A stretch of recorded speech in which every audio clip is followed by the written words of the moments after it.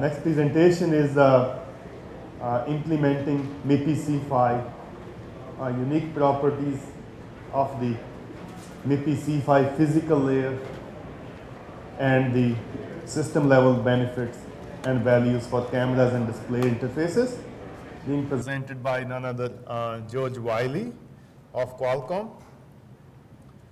George Wiley is a senior director of technology in the Advanced Connectivity Group at Qualcomm Technologies Inc. He has responsibility for MIPI C-PHY system design and other peripheral interfaces. George has been with Qualcomm for 19 years and over his career has developed digital communications products for mobile and fixed wireless applications and for satellite communications. In his early days at Qualcomm, George led the design team that developed one of the first Qualcomm smartphones. Please welcome George Wiley. George?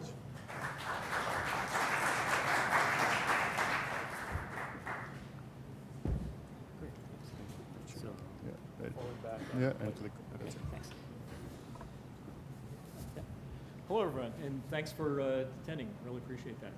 Could you check the voice check? Oh, it's not check. Is the audio? Switch. Oh, the switch. Yeah. Okay. Is that? 1, 2. There we go. Okay. All right. I'll start again. Hey, thanks everyone for attending. I really appreciate you coming to hear the talk about C-PHY.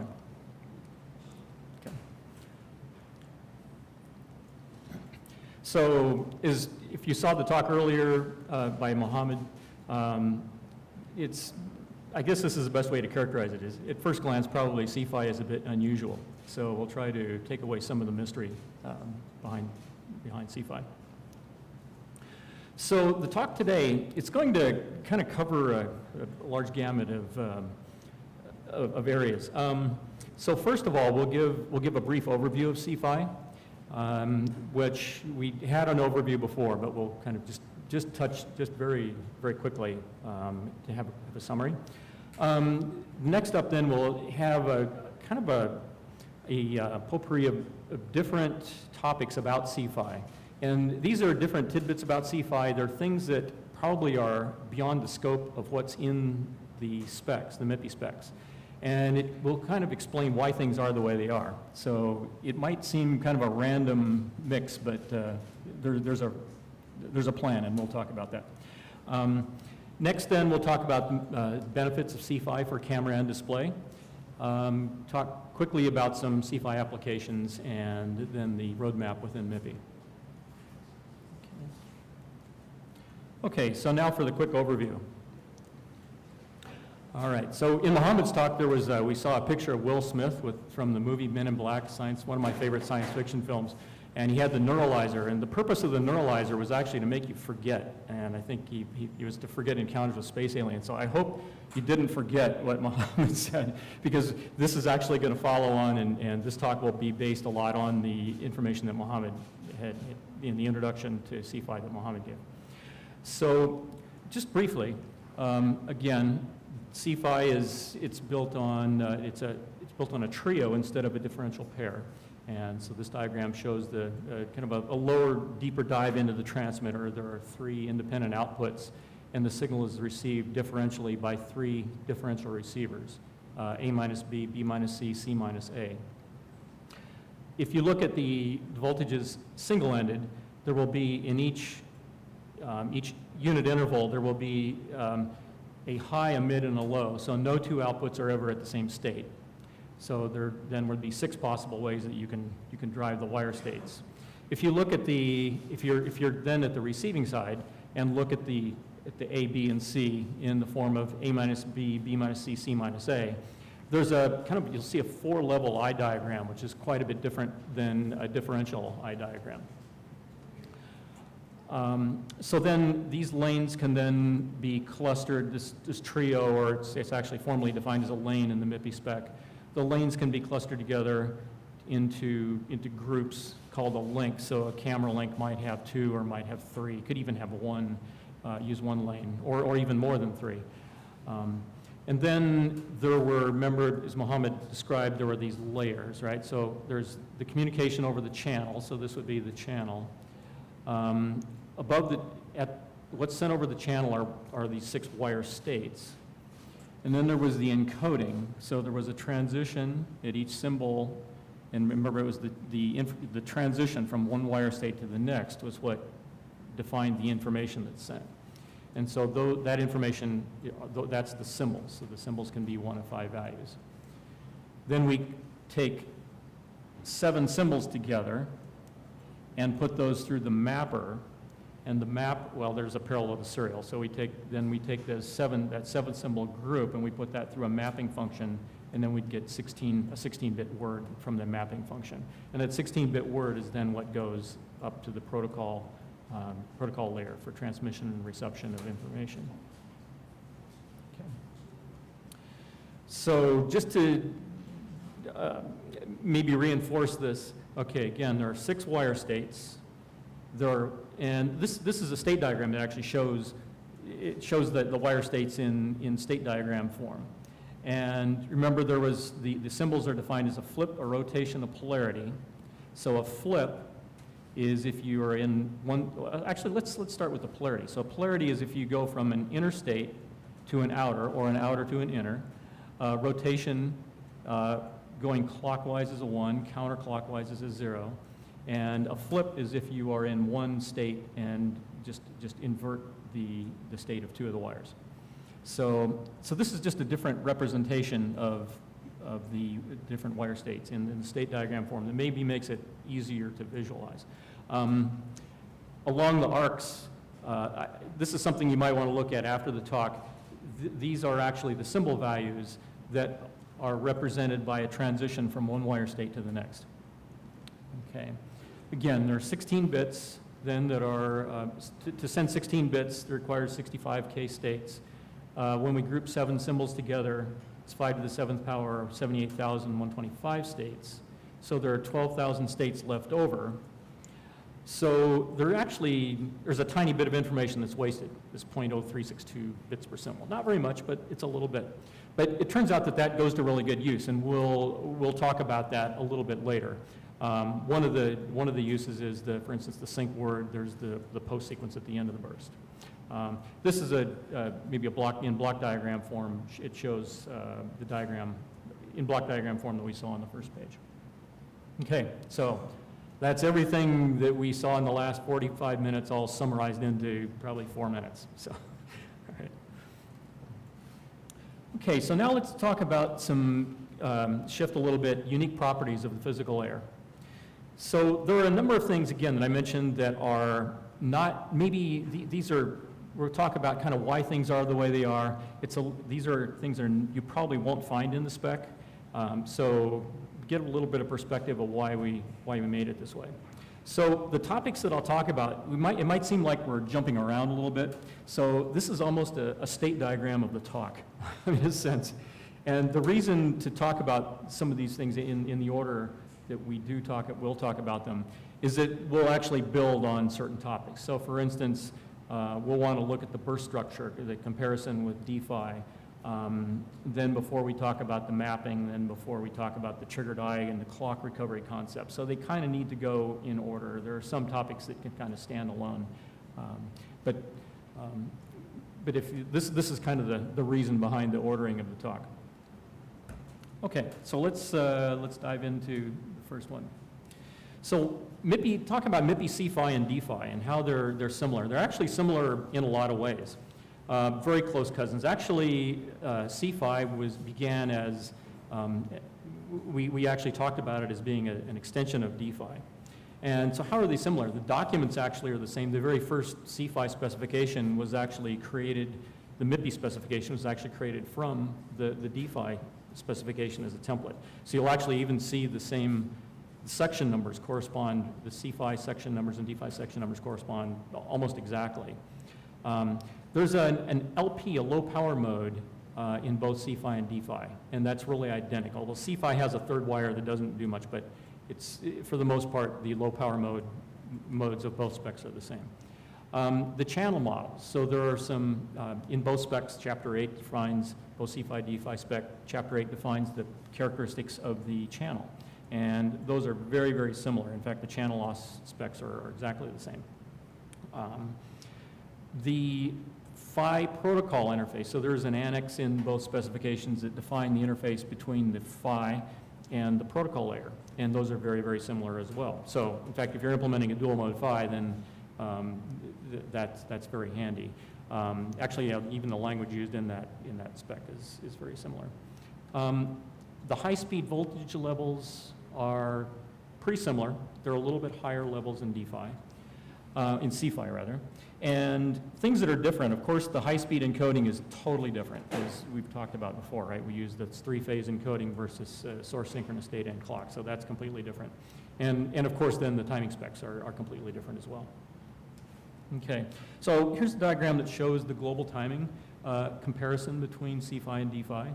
So you can see they look a lot alike, right? So all of these blue parts, the LP waveforms, are just exactly the same thing. The red parts are very different. So D-PHY starts out with an LP0, begins and sends a unique word to identify the start of data, and then followed by the payload. So C-PHY is a little, well, it's a lot different. There's a preamble that starts the process of decoding, of basically regenerating the timing. Then there's a unique word that marks the exact location of the beginning of the packet data. And then there's a post sequence. The post is a little bit different from the way the D-PHY burst stops. Post is a way to provide a clock to kind of empty out the pipeline for in the data pipeline and the protocol logic. So you can see then, this is an interesting chart to see kind of the similarities and the differences. So pin sharing. So because C-PHY and D-PHY have so many similarities, it's actually very easy to build a dual mode interface, so they can actually coexist on the same set of pins. So basically, you can just have a mode bit. When the system boots up, you can either set those pins to operate in C-PHY mode or D-PHY mode. Electrical specs are very, very similar. Chapter 9 in both specs have very similar structure. Again, timing encoding is different. The low power modes are identical. Okay. Now going into the mapping function a little bit, I won't actually dive deep down into this, but just kind of give you a little perspective about it. It looks extremely complicated, and it is if you're to try to really pick it apart to understand how it works. And this is a diagram out of the spec, and it was as Mohammed's presentation showed a part of this as well. So to build a circuit to implement this, it's actually very easy. But for us to comprehend it, it's probably not quite so easy. So for humans, right, a base 5 notation might have been a lot easier to understand. If we have numbers, if the symbols are valued 0 through 4, right, that could be just a base 5 number. But that would result in a much more complex circuit. So the C-PHY mapper implementation, even though it looks hard to us, there are no arithmetic operations or no carries or anything. It's just very simple combinatorial logic. There are no states that are maintained. It's just simply a 16-bit to 7-symbol combinatorial mapping. It's very easy to pipeline that circuit also if need be.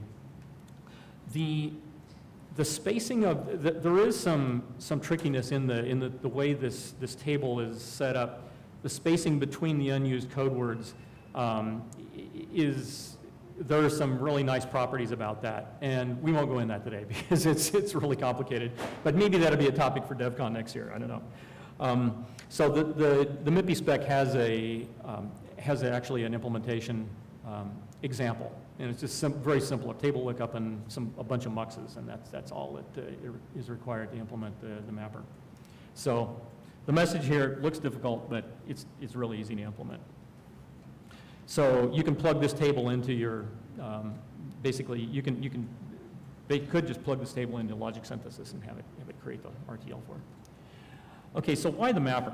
So kind of let's just explore this for a second. So assume that we only had 4 states per symbol instead of 5. It would have been a lot easier, right? Because then we'd only have 2 bits instead of a fraction instead of 2.285 bits per symbol. So we could have, if we just threw away that one state, we could have 2 bits per symbol.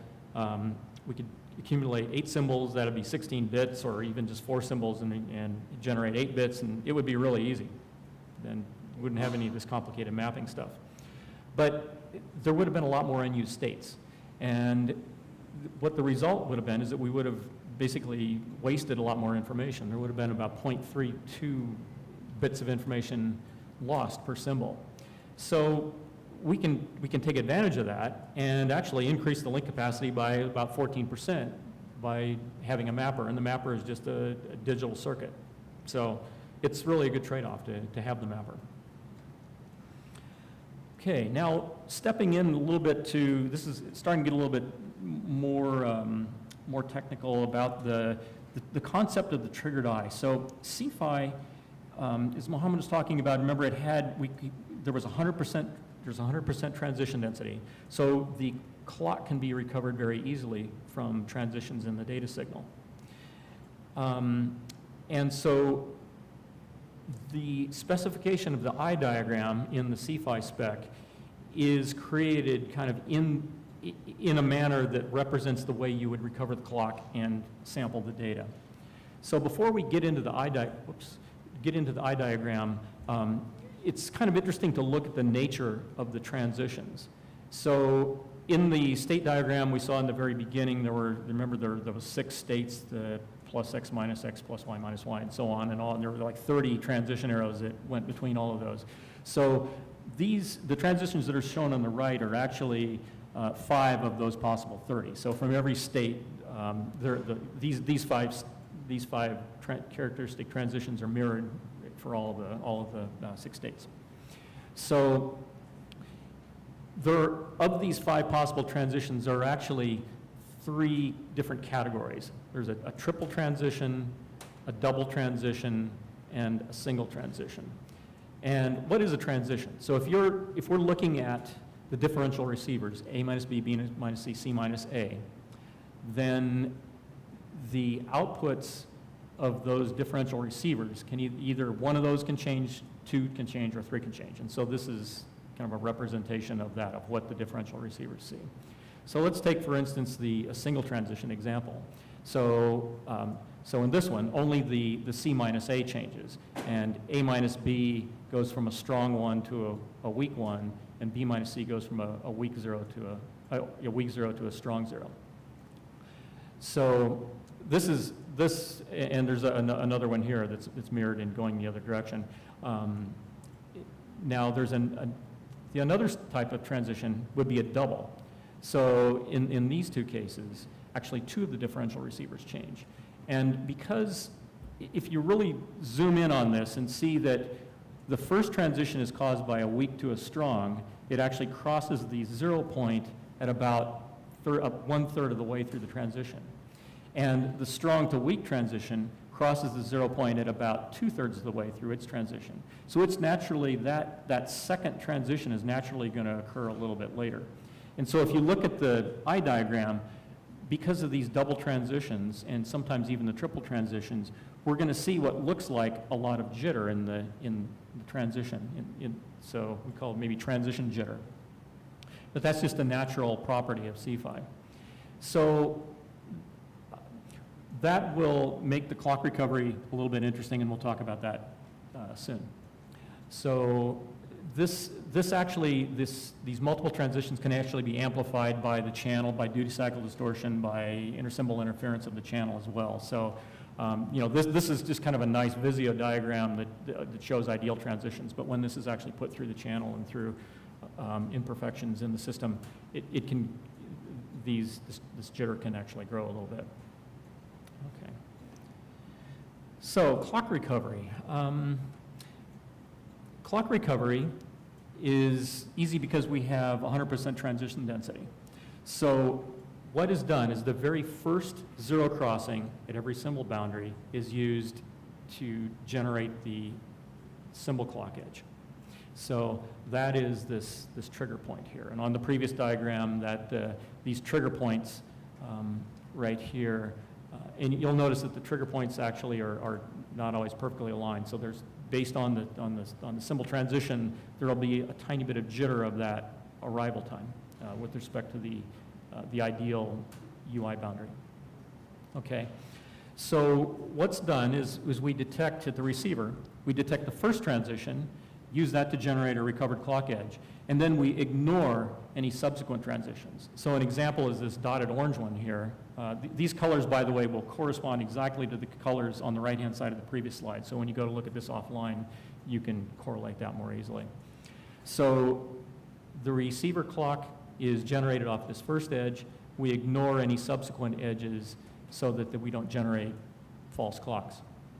Then data is sampled in the eye interior, and actually a negative hold time concept is used. The ideal point to sample the data is actually right before the clock edge. So it's just like a D flip-flop would sample it with negative hold time would sample right before the edge. And that's nice because then the margin that we have within the eye for data sampling, we only have to be concerned about the margin before the sampling point and not the margin and not any timing after the sample point because the hold time is very small. Okay. So it's a very different concept of an eye diagram than exists for other interfaces. But I think these are the two key points. Recovered clock edge is at this trigger point and data is sampled before. Okay. Properties of the preamble. So then knowing what we know now about clock recovery, the preamble, remember at the beginning of the burst, it's kind of a magical sequence actually. It's all threes, and it was very carefully chosen because of its properties. The threes are a single transition symbol. So the clock recovery, when the clock recovery begins, it only has to worry about single transitions and not about double transitions. So we know the clock recovery circuit can synchronize easily. This is an important concept that is one of the large benefits of C-PHY. I'll just go right to that benefit first. It's an important characteristic because it allows us to group lanes within a link. So like in an application processor, this is valuable because in one product I can group some number of lanes with the protocol receiver, and another product I can group a larger number of lanes, and I can easily reallocate these because the timing in each trio, in each lane, is independent, right? It's all the symbol timing is encoded within the lane itself. So I don't have to be concerned about the symbol timing of this lane with respect to this lane to be able to recover the data. Then if the data from the lane goes through a FIFO before it goes, this is a representation of the protocol logic, and this is a representation of the PHY receiver. Then the data can be retimed very easily using just a very small elastic buffer before the protocol receiver. Built-in test capability, kind of jumping to a different topic now.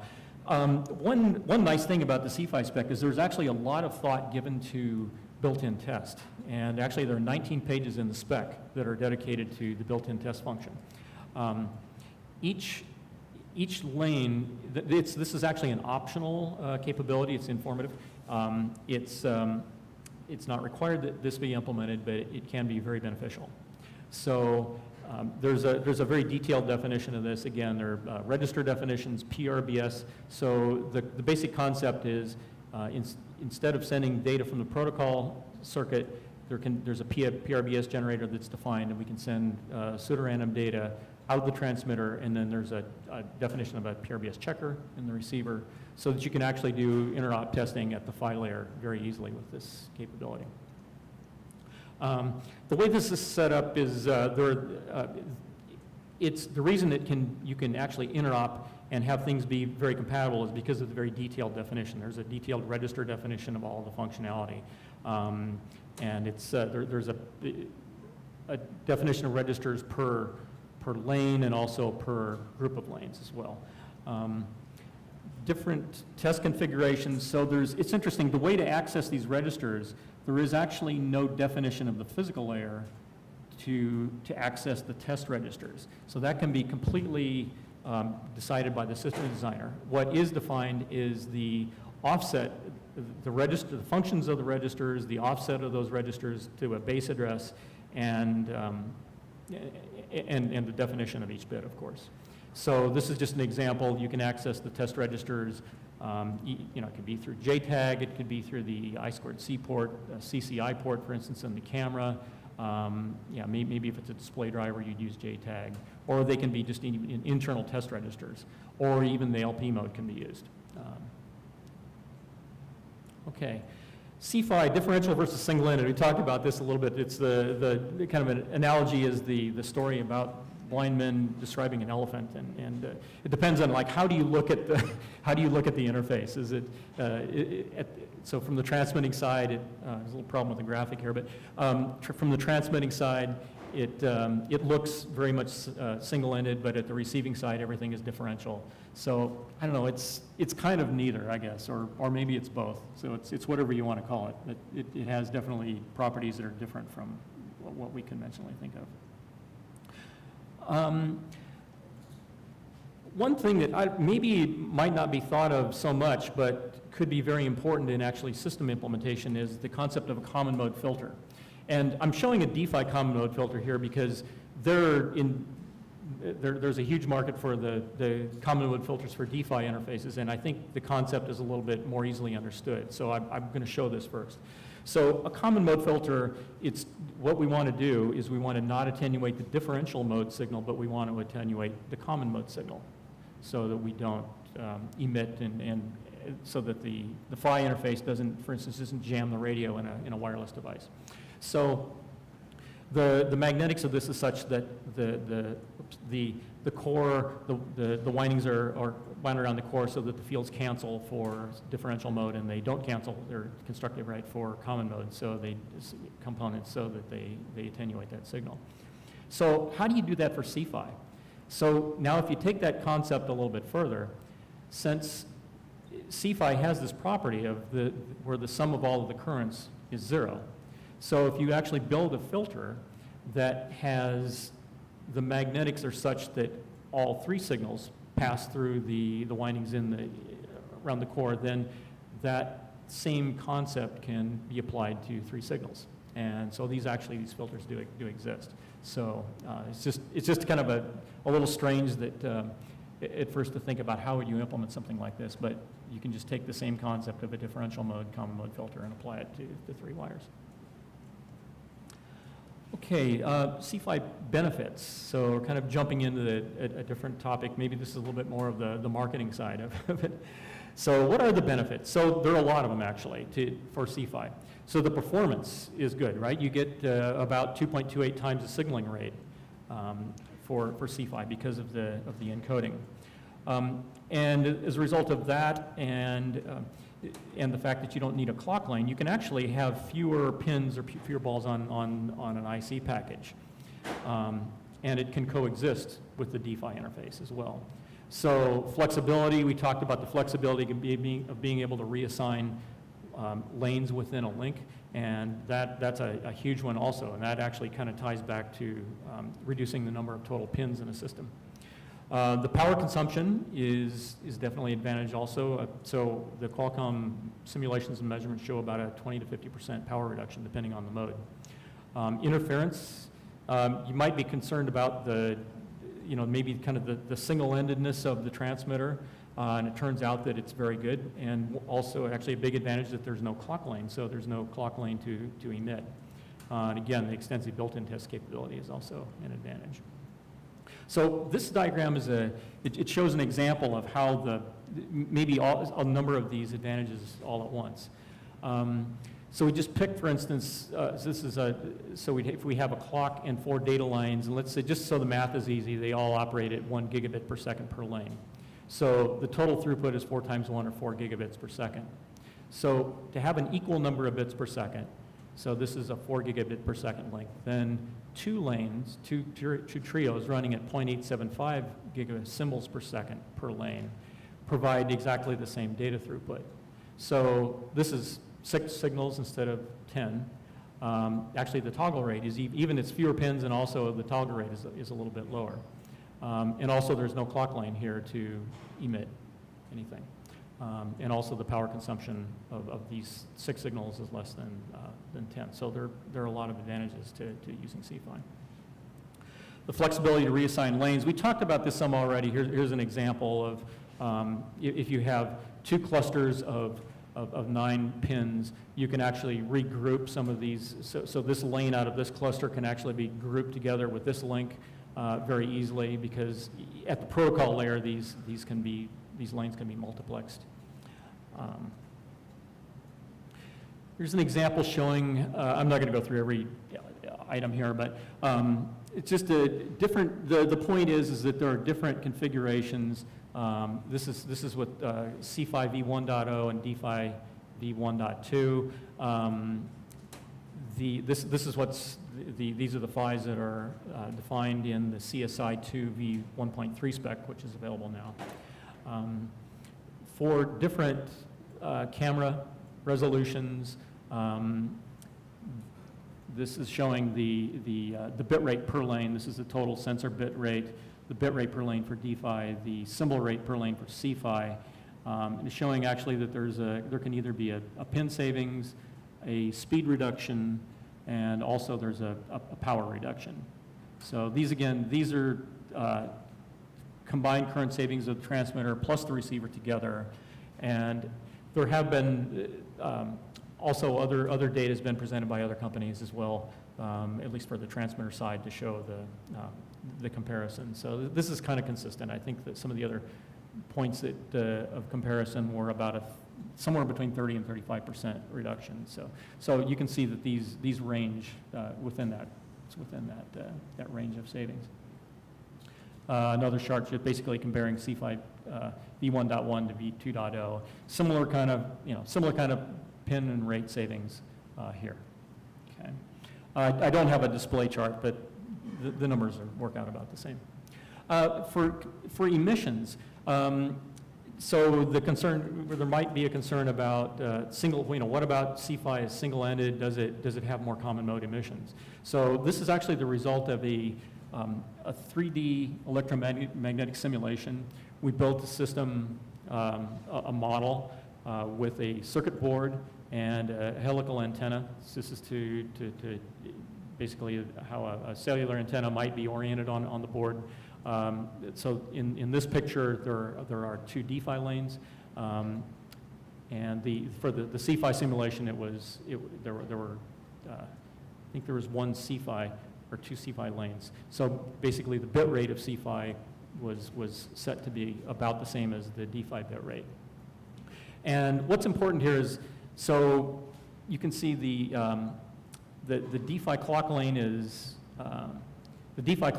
in red. The 3-phase, the C-PHY clock data lane is blue, and the D-PHY data lane is black. And so in this simulation, the C-PHY data and D-PHY data came out to be about the same. But what is interesting is that the clock lane does have much higher emissions, of course, because the energy is all focused at that one frequency. And this is consistent also from interactions too with customers that we've had, that the clock lane was kind of problematic.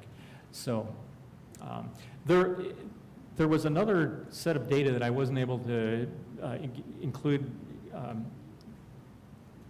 but from a filter company that actually showed the C-PHY data lane was a little bit lower than the emissions of the D-PHY data lane. But again, within a system, there's going to be a lot of variability depending on where the signals are located in relationship to the antenna. So the amount of interaction between the signals and antenna varies a lot based on the physical implementation. But I think the takeaway from this is that C-PHY is definitely not worse than D-PHY, and there could possibly be some advantages. C-PHY applications, just go quickly. So this just shows a drone example. So where you can easily connect a lot of cameras that it would have a lower bandwidth. So these would all be fairly low resolution cameras, image sensors that would only require 1 lane. Each of these lines is depicting a single C-PHY trio. So we would have 8 navigation cameras maybe and a main 20 megapixel, for instance, imaging camera. There could also be a 9th camera vertically oriented as well. But so you can see that this chip could then be reused very easily for another application that might have a smaller number of higher resolution cameras, because these lanes then could be reallocated, so we can actually cluster these lanes together with to belong to a single link. So that flexibility is a great advantage. Okay, so there's a general trend towards fewer pins.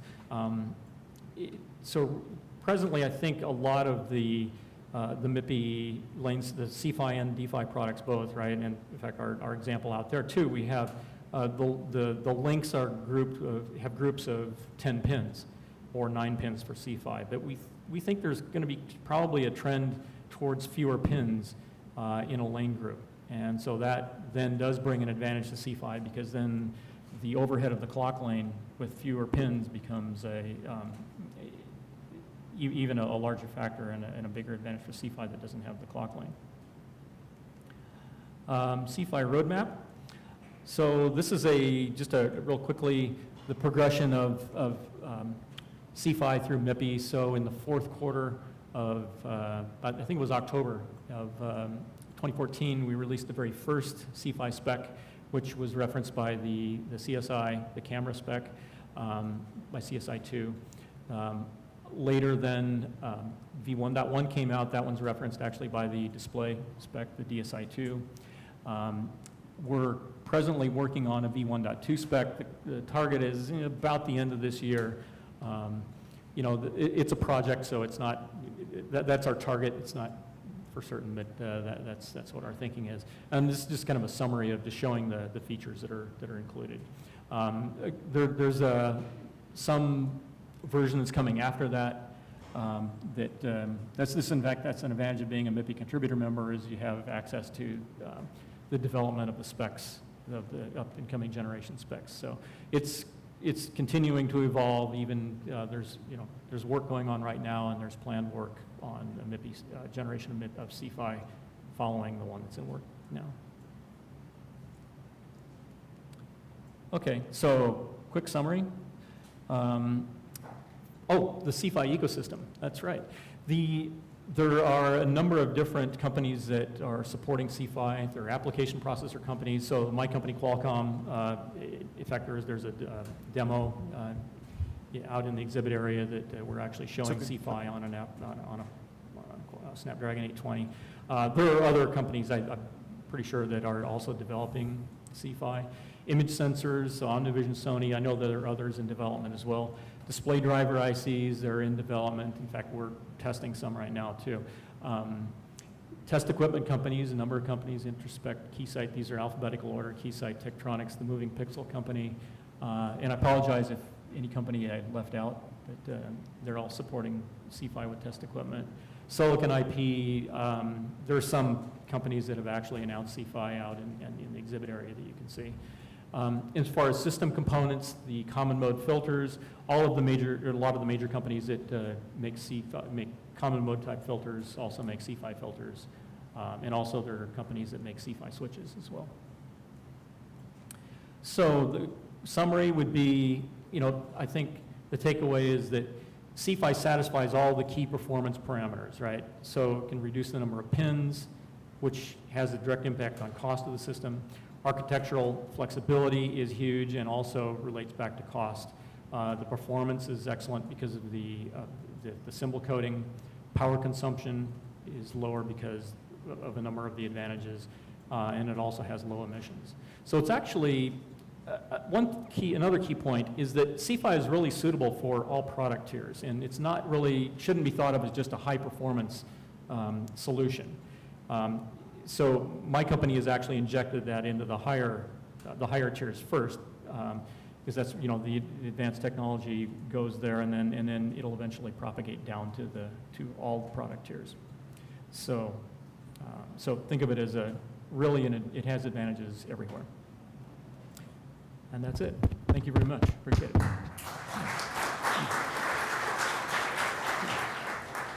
Thank you, George.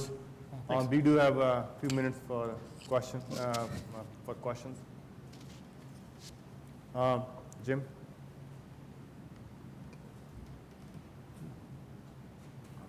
Are there any implementations of C-PHY or chip on glass? And if so, what kind of frequency do they run at? There are some implementations. Repeat the question, please. Oh, okay. So are there any implementations of C-PHY with chip on glass? And can we talk about the performance?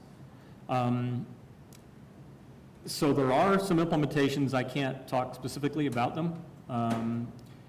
They're being tested. The performance, the rates are similar to the rates, the channel rates are similar to the rates of D-PHY, which means that the bit rate is higher than the commonly observed bit rates because of the channel coding.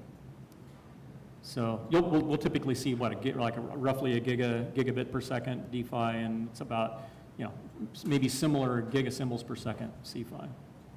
From what my experience though from talking to different people in the industry is that different display companies have different capabilities, and so so some have the capability to go much faster than a gigabit per second, and some don't. Yeah. Any other question in the audience? So if C-PHY is so much better than D-PHY, what is the future of D-PHY except, obviously it's legacy, but longer term, if you have power and performance advantages, why would anybody want to keep using D-PHY except for legacy reasons, of course? Wow. Well, that's a difficult question for me to answer. I guess maybe my unbiased opinion would be that it's better, we see a lot of advantages to C-PHY. Certainly with D-PHY there was this huge ecosystem for camera and display that was built, and there's a huge value to that, right? And that's why C-PHY was developed the way it was, so that it doesn't deviate too much from, the ecosystem doesn't have to change very much. So I guess maybe it's kind of a delicate answer about how to answer this, but I know, I guess from my perspective, I see a lot of advantages of using C-PHY in the existing applications where D-PHY is used. But still,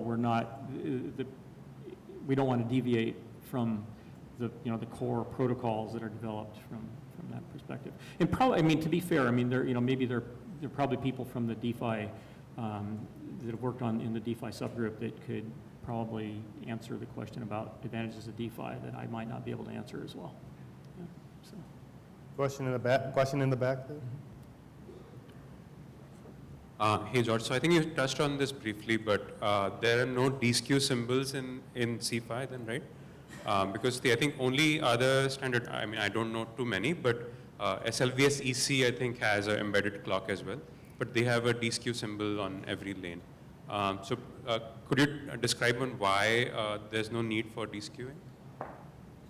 So the reason there's no D-Skew is the clock timing is embedded within the data stream, and since there's 100% transition density, you have a guarantee of knowing where the timing is. So there's not, I think a combination of embedding the timing and having 100% transition density gives you the guarantee of knowing where to sample, so that the D-Skew is not really used.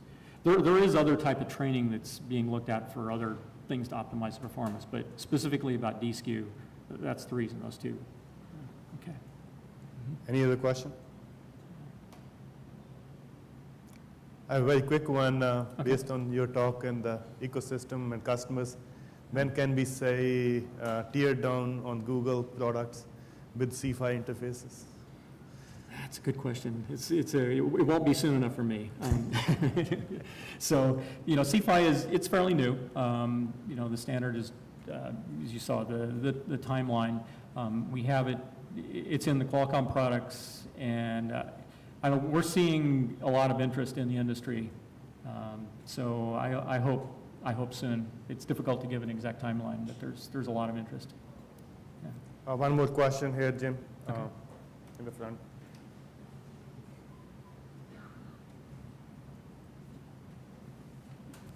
This is just a silly question. Why the name is C-PHY and not any other letter? That's a really good question, and I'm not sure if I can totally answer that, but there are a lot of ways that the letter C comes into play. So I think, so originally, where did D and M come from? So D, I think, came from, in fact, Jim has been around MIPI a lot longer than I have, so he could probably answer. I think D is the Roman numeral 500, and that's originally where D-PHY was at 500.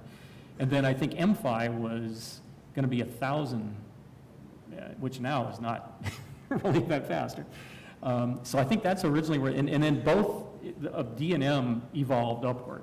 So then came along a little bit later, C. Gosh, so how do you fit C in? Well, C it happens to be Roman numeral 100, but that doesn't really fit. But C does represent, I think, channel limited applications, right? I think that was one of the advantages. And I'm not sure if the people who named C thought of this, but C happens to be the third letter of the alphabet, and there are 3 signals.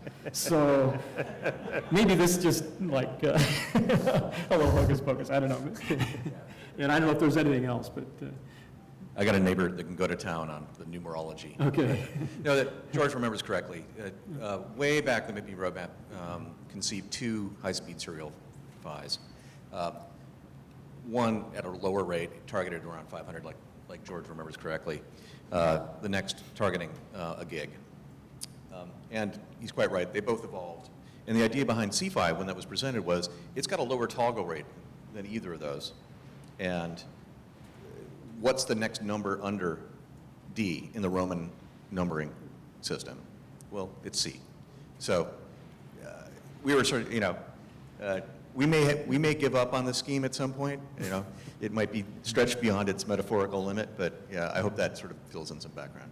Thank you. Yeah. Thank you, George. Thanks, appreciate it.